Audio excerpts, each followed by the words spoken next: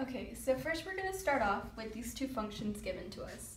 So we're given the function f of x equals 3 minus 4x. We're also given the function g of x equals 3x plus 4x squared. So the first question that's asked is, what is 4 of 9? So this is basically just asking us to replace the x in the function f of x with a 9. So here we go. We have 3 minus 4x, which for the x we're going to replace the 9. So first we're going to multiply 4 times 9, and that gives us 36. So then we're left with 3 minus 36. So 3 minus 36 equals 33. And since you're subtracting a smaller number with a bigger number, it's going to be a negative. So this is our answer for f of 9. So basically we're going to be doing the same thing we did for the last question for this one, but instead of f of x, we're going to be using the function g of x. So we're going to be plugging in 9 for all the x's. So we have 3, and instead of the x, we're going to plug in 9 plus 4, and again, instead of the x, we're going to plug in 9 squared. So the first thing we're going to do is we're going to square the 9, and that comes out to 81.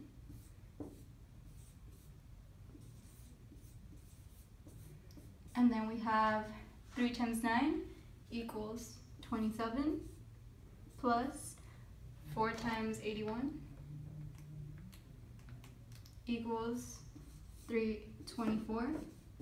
And we're going to add those, and we're going to get 351. And that's going to be our answer. Okay, so the next question is going to be pretty easy since we already answered the last two. Basically, the next question is asking, what does f of 9 plus g of 9 equal to? So we're going to be getting the answers that we got for the last two problems and adding them together. And we had gotten negative 33 for the first one plus 359. And if you add these two together, you're going to end up getting 318. And that's going to be your answer. Okay, so for this question, it's kind of similar to the one we did before, but this one is asking us to subtract.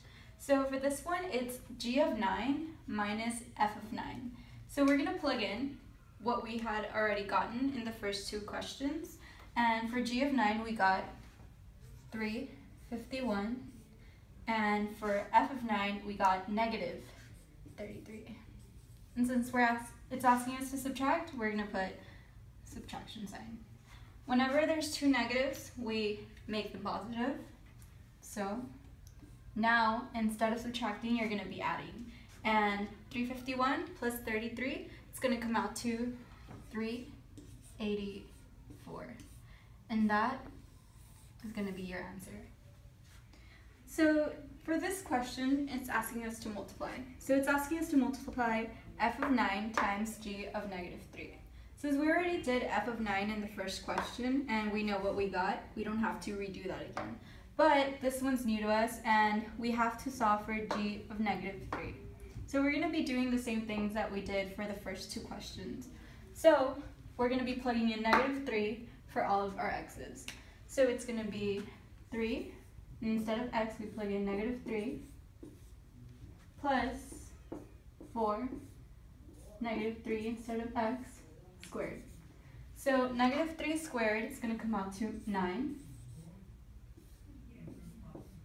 And then you have 3 times negative 3. So 3 times negative 3 is going to be negative 9. 4 times 9 is 36.